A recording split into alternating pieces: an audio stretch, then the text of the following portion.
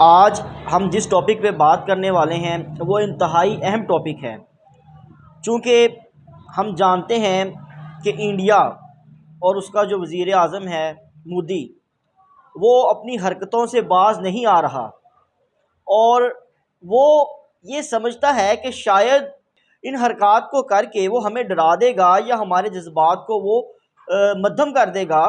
وہ نہیں جانتا کہ ہمارے جوان، ہمارے نوجوان، ان کی زندگی کا مقصد ہی شہادت ہے۔ آپ کیسے ہمارے جذبے کو کم کر سکتے ہیں؟